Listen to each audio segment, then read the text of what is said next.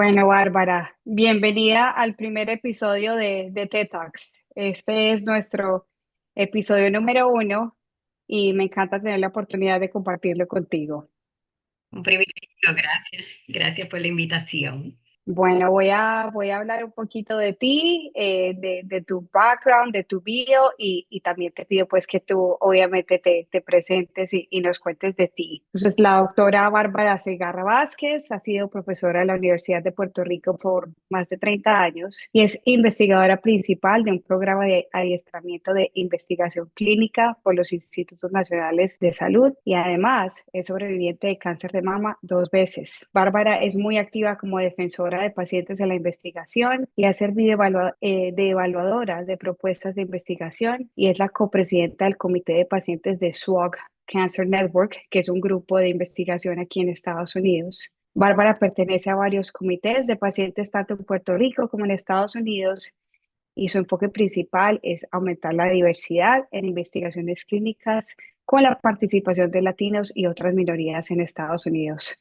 Bárbara, cuéntame en palabras simples, cuéntame de ti, cuéntame tú quién eres, cómo llegaste a todo este camino, cuéntanos un poquito de tu trayectoria. Pues primero, gracias por la invitación. Tú sabes que a mí me encanta hablar, así que yo no voy a tener ningún problema con estar compartiendo contigo este ratito. Como mencionaste, ¿verdad? Cuando leíste mi bio, pues soy profesora en la universidad, actually cumplo 38 años ahora en agosto. Sí, parece que empecé a los 15 años, pero no, ya tenía más. Así que llevo ya muchos años de profesora en la universidad, en el recinto de ciencias médicas. Soy madre de dos niños, ahora mismo tienen 33 y 37, y casada, ahora en noviembre cumplimos 40 años, así que toda una aventura. Wow. Ya Dios nos puso a prueba en salud y enfermedad, en riqueza y pobreza, así que we're living a great life, so la estamos pasando muy bien, gracias a Dios. Así que esa es mi vida. ¿Cómo llegué aquí? Bueno, pues en el 2003, con apenas 42 años, mis niños en aquel momento tenían 10 y 14 años. Fui diagnosticada con cáncer de mama invasivo ductal. Yo desde los 35, 36 me estaban haciendo mamografía porque lo que hoy se sabe del seno denso, pues tenía un seno bien denso y a veces pues habían resultados de mamografía que salían como sospechosos, pero nunca me tuvieron que hacer biopsia ni nada y todo Sí. súper bien. En el 2003 me había hecho una mamografía en abril y había estado negativa, pero en octubre de ese mismo año empiezo a palparme un Ujú. bultito en el seno y pensé que eran cambios normales del ciclo menstrual, así que seguí esperando el próximo mes a ver, pero en vez de irse como que era más obvio la protuberancia. Así que pues fui al médico y me mandó a hacer una mamografía y ahí entonces salieron los resultados. De ahí me hicieron la biopsia y entonces ya en los exámenes radiológicos que me hicieron salía que también tenía un nódulo debajo de la axila positivo. Así que de entrada le llamaban metastatic breast carcinoma, porque estaba en el seno y también lo tenía en un nódulo. Así que ahí empezó mi travesía, ¿verdad? A través de lo Wow. que es el cáncer. Eso para mí, por ejemplo, pues, ¿cuál fue el trauma mayor? Pues que tenía mis niños de 10 y 14 años y lo primero que te dicen Claro, cuando te dicen cáncer, pues tú crees que te vas a morir. Así que para mí era, pues sí. no, mis niños están muy pequeños, ellos me necesitan, tengo que estar aquí. Así que, pues lo que siguió es, pues, qué hay que hacer para estar mejor, ¿verdad? Así que en discusión con los médicos, pues la recomendación en aquel momento fue hacer una lumpectomía, que fue remover solamente el pedazo del tumor y no el seno completo. En Ujú. aquel momento, las pruebas que hacen hoy día para poder pronosticar o ayudar a decidir si uno necesita quimio o no, en aquel momento estaba empezando el Oncotype, pero no incluía para personas que tenían ya un nódulo positivo. Sí, Así que las pues pruebas fue. genómicas. Exacto, pues ahí con 42 años, pues era como dicen los americanos, with the kitchen sink. Así que, pues después de la lumpectomía, pues recibí 8 sesiones de quimioterapia. Y Wow. ahorita pues te voy a hablar un poco de las consecuencias de la quimioterapia. Recibí 34 sesiones de radioterapia. Y estuve como 8 años, estuve 6 años con primero tamoxifen y después anastrozole, que son los bloqueadores de estrógeno. Y después nada, ni un susto por 13 años. Pero como a mí me quieren tanto hasta las células de cáncer, pues 13 años después, pues recibí un diagnóstico de cáncer de seno metastático a piel. Así que en el 2017 pues volvió la noticia. Ya pues como todo en la vida, ya una vez que uno tiene experiencia, pues las cosas te cogen menos de sorpresa. Vamos a hablar ya mismo, ¿verdad? De cómo yo he estado trabajando en lo que es el cáncer, la investigación, y ya estaba más preparada, ¿verdad? Para una noticia Sí, así. Y después que lo pasas una vez, no es que uno lo quiera pasar 20 veces, pero uno pues ve eso de esperanza y dice, si ya lo sobreviví una vez, why not? Así vamos que otra vez, sí. pues ahí, esa segunda vez, pues fue solamente una mastectomía. Y entonces, desde entonces, estoy en un bloqueador de estrógeno. Así que, en a nutshell, ¿verdad? Eso ha sido 23 años que cumplo ahora en diciembre de mi primer diagnóstico. Eso han sido mis 23 años con la condición. Oye, Bárbara, mencionas varias cosas que son muy importantes y escuchando tu historia de, básicamente, pues tú me dices, bueno, a mí me habían chequeado, tenía senos densos, me sentí una bolita y obviamente eras una mujer muy joven en el momento de tu diagnóstico. Y actualmente vemos que las mujeres jóvenes muchas veces les dicen, no, tú estás muy joven para tener cáncer de mama. Entonces, qué bueno, pues que fuiste perseverante y que escuchaste a tu cuerpo y que escuchaste a tus síntomas y tuviste la fortuna de tener un médico que te escuchó y te dijo, un momentico, aquí hay algo normal, hay que hacerte Exacto. más No, y exámenes. más, parte del mensaje, ¿verdad? Es importante que no importa que me había hecho un examen 7 meses anteriores, yo podía decir, no, pues si estas cosas las mandan cada 2 años o un año, pues no debe ser nada. Uno siempre, ¿verdad? Y las veces que yo tengo la oportunidad de hablar con mi familia, con comunidad en general, nadie te conoce más que tú misma. Así que Es cualquier correcto. cambio que tú sientas, nada es exagerado. Exagerado es uno esperar y entonces después es más difícil, no es que no tenga solución, pero mientras más temprano podemos descubrir estas cosas, pues mayores alternativas vamos a tener. Claro, y uno oye mucho a las pacientes en la consulta que dicen, no, es que yo me había hecho mamograma hace 6 meses, entonces podía esperar 6 meses más, y es evidente que ese no es el caso. Es Exacto. evidente que uno tiene que escuchar a su cuerpo. Te pregunto, Bárbara, para ti, con tu experiencia, ¿qué fue lo más duro del tratamiento y qué fue como esas cosas que tal vez nadie te había advertido que ibas a vivir? Que en tu juicio, en tu experiencia personal, ¿qué fue lo más difícil de todo eso? Bueno, al principio el diagnóstico es porque yo soy una persona, ¿verdad? Y ya tú y yo nos conocemos hace unos añitos. Número uno, bien optimista, bien trabajadora, hyper. Pensar que yo iba a tener que estar tirada en una cama y gracias a Dios yo nunca he padecido de depresión y 2 o 3 días esperando los resultados finales yo me hallé en mi cama tirada. Yo decía, esto es depresión, ¿verdad? Sin deseo de levantarme, pensando pues que esto nada más me pasa a mí. Pero ahí al final pues estaban mis hijos y yo dije, no, pues it's not about me, ¿verdad? Yo tengo que vivir para mí, para mis hijos y pues porque me gusta vivir, porque admiro y esta experiencia lo que ha hecho es hacerme más creyente de que cada minuto, bueno o malo, vale la pena. Así que en ese sentido, pues tener que ser vulnerable a tener que seguir, yo pues no padecía ni de hipo, como digo yo, gracias a Dios bien saludable, no tenía nada. Así que tener que tener un tratamiento, pues para mí iba a ser, y dentro del tratamiento, a pesar de que me advirtieron que se me iba a caer el cabello, y por eso yo lo digo mucho para que la gente no minimice lo que pasa a la paciente o el paciente cuando pierde el cabello, porque las palabras de todo el mundo es, ay, no te preocupes, eso vuelve a salir claro, vuelve a salir y mientras no lo tuve me economicé dinero de blower y todas esas cosas. Pero la verdad es que es el momento, después de mi primera quimio, al día número 14 me dijeron entre 14 y 21 días se te va a caer, ¿verdad? Yo tuve ACT como mis primeros tratamientos, la citoxina, que, ¿verdad? Que sabemos que es la más agresiva. Correcto. Así que al día 14 empecé, por la mañana hice así y empezaron a caerse los mechones. Y yo no sabía qué hacer con eso, ¿verdad? Y en esa noche estoy viendo Sí. televisión y mi esposo, yo lloro hasta con los anuncios y me dice, ¿pero qué estás viendo? Y yo, no, nada. Y él, ¿pero qué estás viendo? ¿Una novela? Y yo, no, no, que se me está cayendo el cabello. Y él, pues, parte de lo que te voy a comentar ahorita de los familiares, no saben qué hacer, ¿verdad? Ni qué decir con uno. Sí, Y me dio un beso en la frente y se fue. Y el otro día yo solita me fui a comprar una peluca y la tuve usando, pero es un momento bien difícil porque cuando te miras al espejo la ves, ¿verdad? Porque nosotros el cáncer es muy sneaky y a veces no sabemos, por muchas veces no sabemos ni que lo tenemos. Así que en ese momento, verme sin cabello, pues fue uno de los momentos más difíciles, pero me ayudó a poderle explicar a otras pacientes que está bien que se sientan así, que no es vanidad, que no es que están dándole enfoque a cosas que no son importantes, todo es importante. sí, sí. Y mencionas algo que muchas veces nosotros como oncólogos,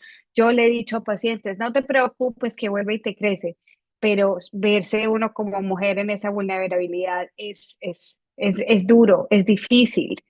Y más uno, pues, o sea, teniendo pareja, teniendo hijos, teniendo trabajo. ¿Cómo hiciste para equilibrar todo? O sea, Pues para otra vez, pues mantener a yo, Bárbara claro, funcional claro. y la mamá, la esposa, la La hermana, doctora, porque la que trabaja, en todo. casa somos 7 hermanos y la que coordina todo en mi casa soy yo. Así que cuando ahí me diagnosticaron, mis 7 hermanos estaban paralizados porque yo, a pesar de que yo no soy la mayor, soy casi la antepenúltima, pues tengo ese rol de líder y de solucionar problemas, así que cuando me tocó a mí, pues todos estuvieron ahí para ayudarme, así que es una bendición que no todo el mundo tiene el privilegio. En mi trabajo, pues tengo un trabajo bastante flexible, ¿verdad? El ser profesor no era nada strenuous. Pude negociar con mi oncólogo cuando íbamos a determinar días de tratamiento. Yo le dije, puede ser que sea jueves, viernes por la tarde y así yo recupero el fin de semana y así lo hicimos. Yo tenía muchísimos días de enfermedad que pude haber cogido todos los días del mundo.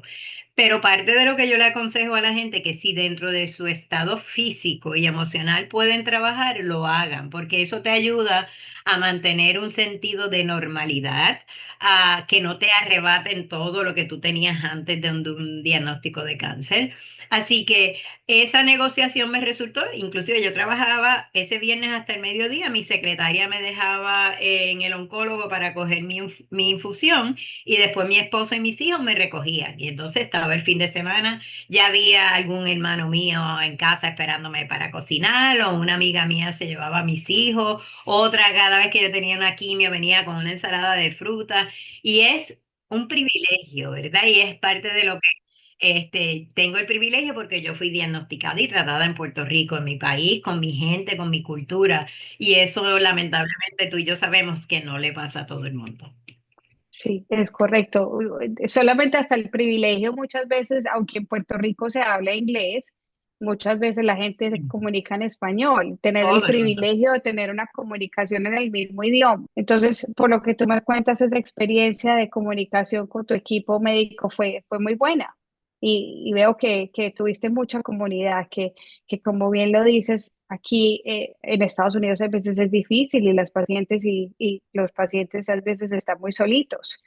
¿Cómo fue esa interacción con ese equipo médico tuyo? Cuéntanos un poquito cómo fue esa experiencia para ti. Y es importante que la gente sepa que tiene el derecho a escoger, ¿verdad? A pesar, otra vez, yo trabajo en un centro médico, soy profesora, conozco mucha gente ahí, y en mi primer diagnóstico me refirieron a una persona, a un cirujano que es muy reconocido y todo el mundo lo quiere, pero para mí no hubo la química porque no me miró a los ojos, no me dijo, me dijo, esto parece maligno, yo te voy a operar y salió de la oficina y se fue. Y yo me quedé llorando y yo, Oh, espérate, no, este no es el que yo quiero.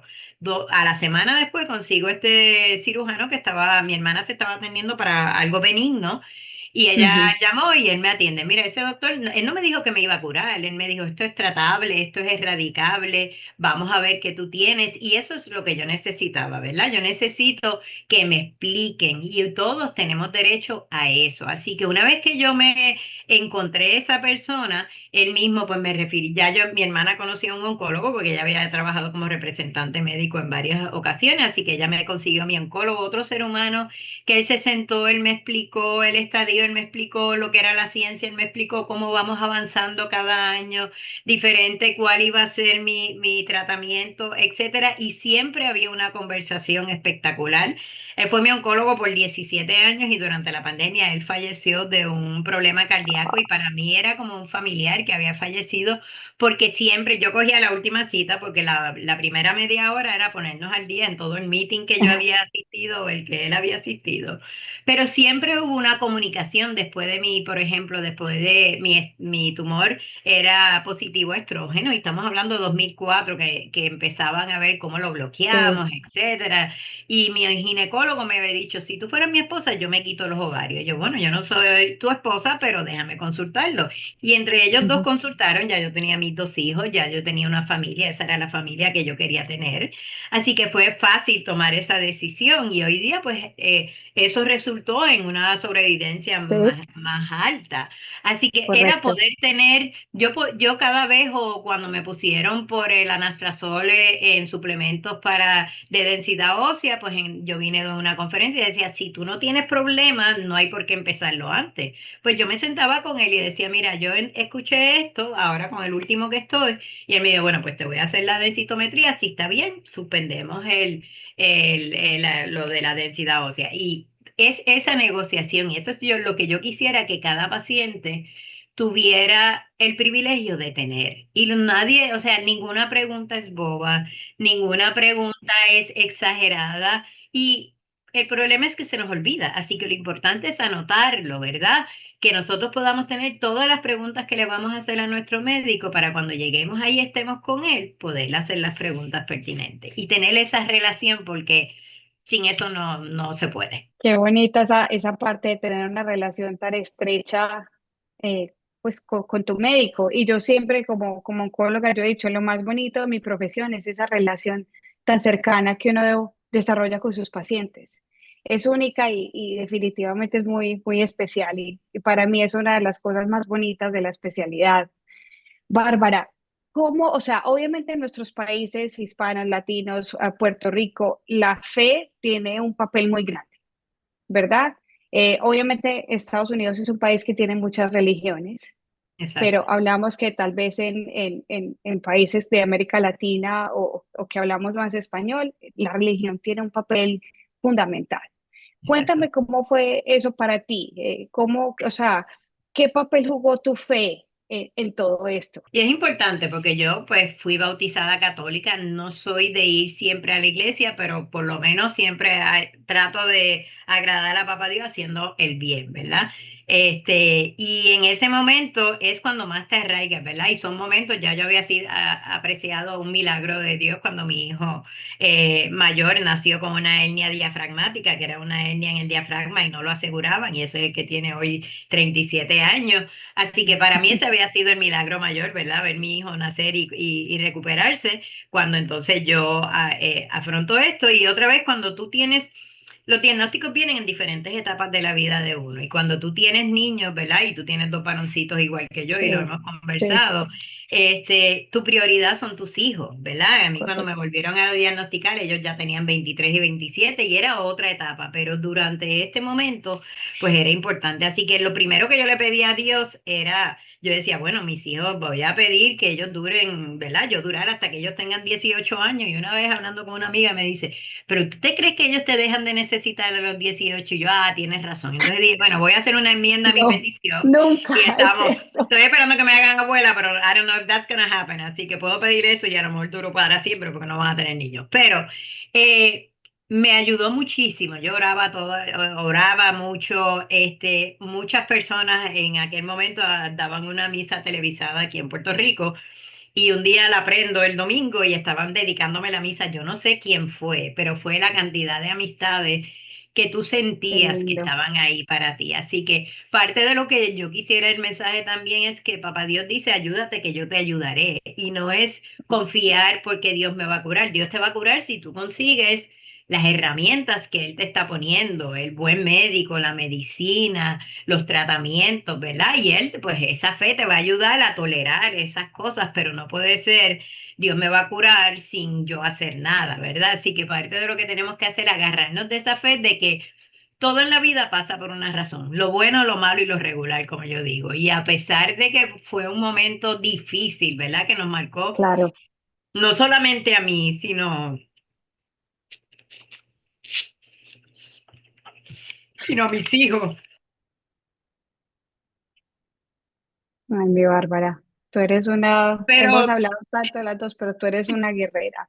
Yo te Pero admiro y todos somos mejores te seres humanos. respeto. Mis hijos son personas mucho más sensibles. A la edad de 10 años, tú pensar que vas a perder a tu mamá, dices, wow. Y son Sí. seres bien especiales, empáticos. Después que yo salí del cáncer, ellos me ayudaban a recaudar fondos, a estar en actividades. Diego, que es el técnico que me ayuda en todo, si hay una actividad que yo estoy participando y está virtual, él se conecta y él es mi mayor fan. A lo que voy es, a pesar de que ¿verdad? Me emociono, pero es porque no es que yo hubiera querido tener cáncer, pero por el cáncer, primero que aprendí a ser mejor persona, que aprendí a dar, y no de sobra, sino de mi tiempo. Si alguien me llama, mira, tengo una amiga que acaban de diagnosticar que necesita algo, yo no le digo, pues mira, de verdad que estoy bien ocupada. Yo saco el tiempo a la hora que llegue a casa, el fin de semana, la semana después, porque yo sé lo que es estar en esos zapatos. Y cuando tú hablas con alguien que te puede decir, ya yo pasé por eso, pues te calma.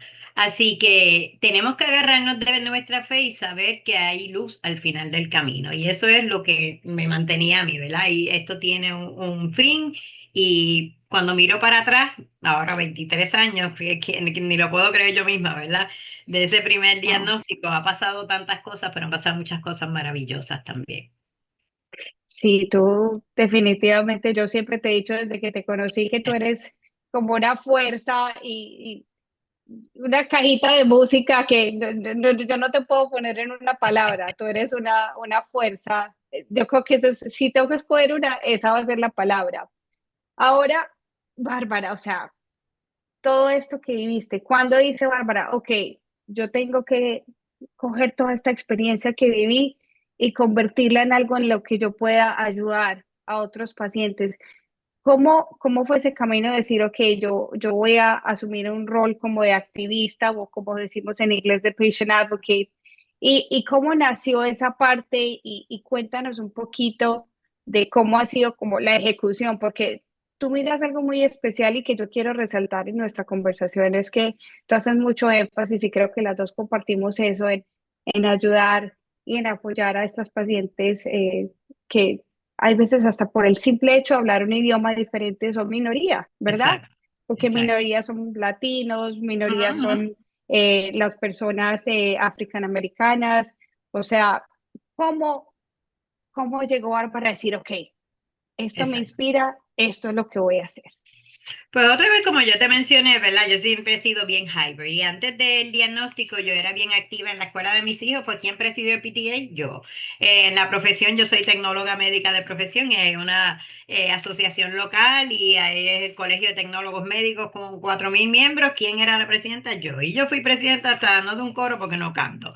Pero cuando me pasó esto, yo dije, contra, yo he dado mucho de mí, pero no a personas que necesitan. Así que desde el primer diagnóstico, yo dije, bueno, primero cuando me acuerdo, como hoy, cuando estoy en la sala con la que me está haciendo la biopsia, yo dije, bueno, pues sabrá Dios es que porque tengo el don de enseñar, puedo ayudar a educar a otras personas.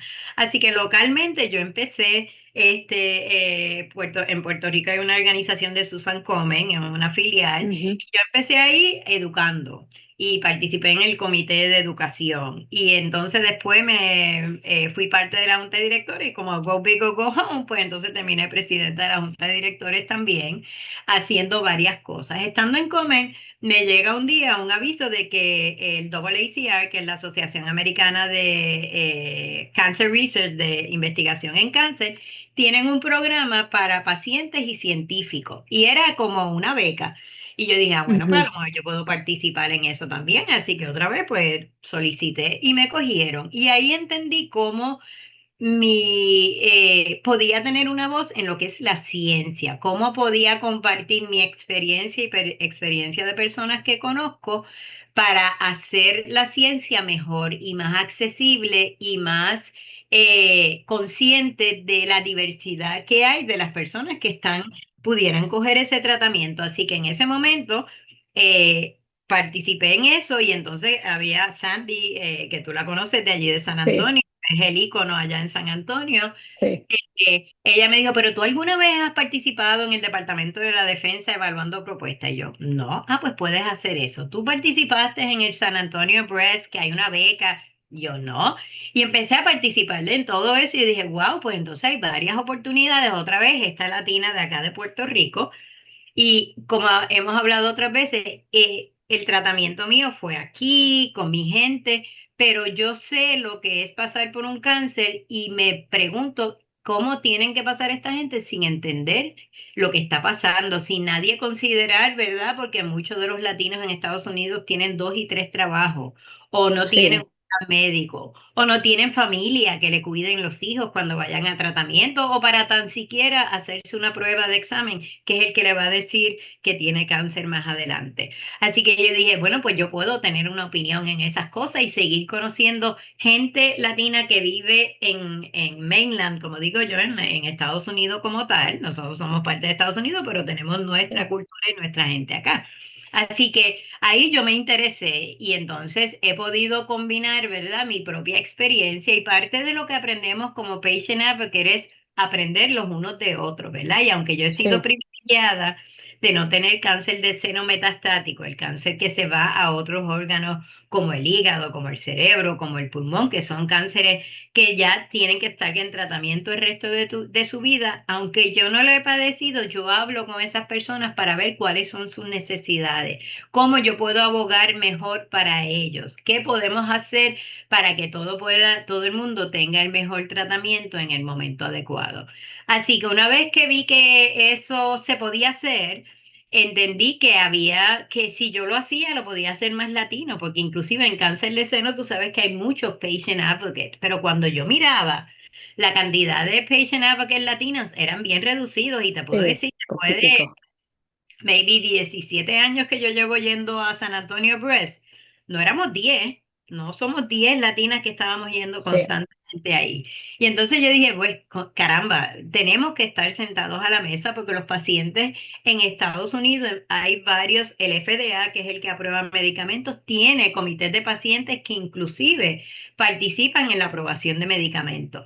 El NCI, que es el que da fondos para investigación en cáncer, tiene pacientes sentados en estas cosas. Así que si nosotros no estamos sentados a la mesa, yo a veces pienso que no es adrede que no hacen las cosas en español o no es adrede que facilitan, es que no lo entienden. Pero si tú puedes estar sí. ahí y explicar, mira, yo sé que estas personas pasarían mejor si tú lo atiendes un sábado o si lo haces por la tarde o si tenemos más del equipo que trabaja contigo. Tú no tienes que hablar en español, pero trata de que miembros de tu equipo lo sean para que esas personas empiecen esa conexión. ¿Qué es lo que más escuchas de las pacientes cuando se acercan a ti? Que, o sea, cuando alguien que conoce tu rol, que conoce tu trayectoria, tu experiencia, hablando del entrenamiento para Patient Advocates, que ahorita también te voy a preguntar de eso porque me encanta. ¿Qué te dice la gente? No me están, o sea, ¿qué le dicen a Bárbara cuando se acerca a alguien que está empezando este camino? Pues yo creo que es las barreras que hemos hablado. El idioma es una barrera horrible porque inclusive aunque tú entiendas o puedas defenderte, como decimos nosotros en español, en inglés, Sí, no es lo mismo tratar de entender, mira, si es entendiendo el idioma y que te digan qué es cáncer y cómo funciona y cuáles son las células y para dónde se van y vienen, es difícil en el idioma que tú entiendes. Imagínate en el idioma que sí, no entiendes. Así que para mí, una de las cosas, una de las experiencias, en una vez que estaba en Latina Share, que es una organización que hay en New York que dan varias ayudas a los pacientes, había una participante de esa actividad que yo iba a hablar que ella era latina, entiendo que puertorriqueña, pero llevaba muchos años viviendo en Nueva York y había tenido desde su diagnóstico un médico que hablaba español, pero el médico se había movido a otra sí, institución, así que ella se quedó con un médico que le decía, yo quiero aprender español contigo, pero ella ya estaba teniendo unos síntomas y unos cambios en la quijada, en eso, y ella no sabía cómo hacer el approach o cómo poderle explicar a él lo que ella tenía. Así que yo creo que nosotros tenemos que encourage, ¿verdad? Motivar a los pacientes. Primero que si no hablas el idioma, tráete un familiar, un amigo, alguien de confianza que pueda ir contigo, ¿verdad? Número Sí, dos, que tienen derecho a exigir un intérprete. Y con todo y el intérprete, yo no dejaría atrás mi compañero, amigo o persona conocida que entienda inglés, porque a veces las cosas se pierden en la traducción, ¿verdad? Como decimos en inglés, lost in correcto. translation. Así que, y nadie te puede negar que tú vayas acompañada a una cita. Así que entre lo que he escuchado, ¿verdad? Es esa, y ese segundo elemento de nosotros como latinos, que a veces es muy paternalista el tratamiento, de que pues los médicos lo saben todo, pero como hablamos ahorita, tú estás en diferentes etapas de tu vida y tú tienes que verbalizar qué es importante para ti, ¿verdad? La primera vez era importante para mí, pues no estar tirada en una cama, porque yo quería que estar en las actividades de mis hijos. La segunda vez, si hubiera tenido que coger quimio, pues podía negociar un poco más porque ya eran más independientes. Así que Claro. eso tú lo tienes que verbalizar y a menos que tú lo compartas con tu equipo médico, ellos no lo van a saber, no lo van a adivinar. Así que son cosas importantes que tú como paciente y tus familiares tienen que compartir. Sí, definitivamente esa comunicación es importante y uno ve la diferencia cuando uno habla el mismo idioma. Es muy complicado, o sea, entender el proceso como tal y como tú bien lo dices ahora, para entenderlo en un idioma que es secundario o que uno no lo conoce bien, bien complicado. Tenemos mucho trabajo que hacer definitivamente. Bárbara, cuéntame de la experiencia que ha sido para ti y el trabajo que tú estás haciendo trabajando con el Consuado, que para nuestros oyentes pues es un grupo de investigación grande en Estados Unidos que ejecuta muchos de los estudios grandes que han llegado a probar medicamentos que estamos usando hoy en día. Cuéntanos cómo ha sido tu rol, cómo ha sido tu experiencia, en qué estás trabajando ahorita con SWOG. Pues ha sido una universidad para mí, SWOG, ¿verdad? Porque otra vez, como yo a todo lo que me invitan voy, y si me gusta me quedo, como decimos aquí en Puerto Rico, pues salió un call para hacer ellos SWOG, como tú mencionas, es una red de investigación clínica que incluye todo Estados Unidos y parte de Canadá y algunos centros en Canadá. Y ellos cuando hacen la investigación, pues es multicéntrico. Quiere decir que varios centros en varios sitios se benefician de la investigación, lo que es bueno porque estamos llegando a más personas. Pero una cosa bien peculiar que tiene SWOG hace más de 10 años es que tiene comités de pacientes. Y ellos tienen comités por condición, tienen un comité de cáncer de seno, tienen un comité de enfermedades gastrointestinales, tienen un comité que trabaja con próstata, riñón, etcétera. Para cada comité ellos tienen un paciente y el rol de ese paciente cuando se habla y participamos desde una idea de investigación hasta que ya se hizo la investigación y están los resultados. ¿Cuál es el Sí, beneficio? Número uno, que nosotros como pacientes vamos a decir lo que es adecuado para un paciente, porque la ciencia puede estar muy bonita. Ah, pues mira, yo voy a hacer un estudio y voy a sacarle 5 muestras de sangre al paciente 3 veces al día. Pero ¿por qué? Es necesario, tienen que venir, ¿dónde lo vamos a hacer? Tienen que venir a tu centro, hay posibilidad. Y nosotros los vamos con mucho respeto, challenging, ¿verdad? Vamos a darle sí, esa realidad. Yo me acuerdo la primera vez que yo empecé en SWOG, mi primera pregunta fue, ¿cuántos hispanos o latinos se han beneficiado de los estudios de SWOG? Y en ese momento no había un dashboard y no me podían decir. Así que por eso wow, vuelvo al comentario que yo hice ahorita. No es que sea negligencia ni que no lo obvien, es que you don't get it, ¿verdad? La gente no lo realiza a menos que tú lo estés pasando. Así que el yo conocer las necesidades de los hispanos y los latinos, pues entonces me ayuda a llevar ese mensaje. Y con SWOG yo he aprendido que ellos también respetan grandemente, ¿verdad? La opinión de nosotros. Mira, puedes considerar, o el estudio puede ser, pero ¿qué beneficio le va a traer al paciente? Ah, no, es muy bonito, sí, pero bueno, realmente pensamos que un mes más de vida. Bueno, pues en algo como cáncer de seno, donde sí, las expectativas es mucho más altas, that's not gonna cut it, ¿verdad? Vamos a invertir no. en algo que realmente tenga un impacto directo al paciente. Así que cuando yo empecé en eso, yo dije, wow, la verdad es que se escucha y aquí en Puerto Rico y en la mayoría de América Latina no nos incluyen en esas conversaciones. Y inclusive en Estados Unidos, como te mencioné, y estando en cáncer de seno que es tan alta ¿verdad? La cantidad de latinas, De pacientes, sí. ¿verdad? Que pacientes que participan, la baja cantidad de latinas, pues me llamaba la atención. Así que yo hice un adiestramiento local en Puerto Rico con 15 sobrevivientes de cáncer de seno y después, y ellas, 4 de ellas participaron en San Antonio Breast, una participó Ujú. en algo de una farmacéutica, pero mi preocupación mayor son los latinos viviendo en Estados Unidos, porque yo entiendo que tienen unas necesidades que yo personalmente no puedo describir porque no las he vivido. Y yo entiendo que Ujú. necesitamos gente que trabaja en la comunidad y que sabe cuáles son las necesidades de esa comunidad. Y así fue que nació el adiestramiento a latinos, que ya lo dimos 2 veces en el Advancing the Science of Cancer en Latinos. Sí, ese programa obviamente muy cerca a mi corazón y pienso que has hecho un trabajo espectacular porque lo que este programa le ha brindado a la comunidad y lo mucho que ha como empoderado a los pacientes que interactúan con estas personas que tú has formado, realmente hace una diferencia muy grande.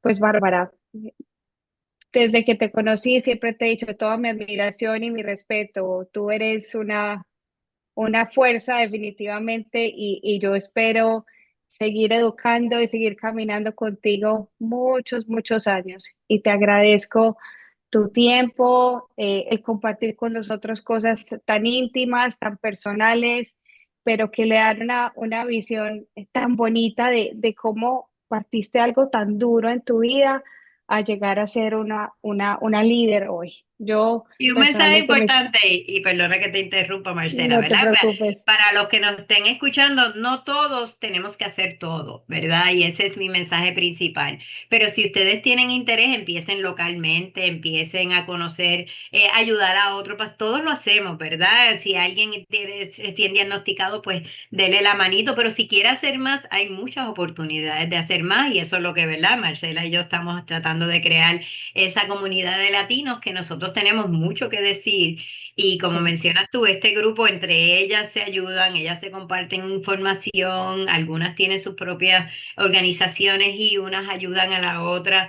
Y eso es lo que queremos, que nuestra comunidad esté empoderada y no es que, ay, yo no lo voy a poner claro, ella lo hizo porque es profesora, no, no porque soy profesora, es por tener el deseo y no todos tenemos otra vez que hacerlo todo, no es porque no esté haciendo nada, pues no está bien también. Cada uno vamos a encontrar lo que podemos hacer. Y otra vez, pues como yo soy hyper y pues, mi esposo es feliz porque en vez de molestarlo a él, me meto en mil cosas, que entonces los dejo al quieto, por eso llevamos 40 años. Él me deja a mí en mis cosas y para mí me da mucha pasión y poder compartir mis conocimientos y conocer gente espectacular como tú. Así que, Ay, Bárbara, mil gracias. No podíamos escoger a una mejor invitada para nuestro capítulo número 1. Y espero que no sea la primera vez que estés con nosotros y que sigamos compartiendo mucho. Te claro, cuenta agradezco conmigo. mucho por una conversación bien bonita y seguiremos trabajando juntas. Cuenta conmigo.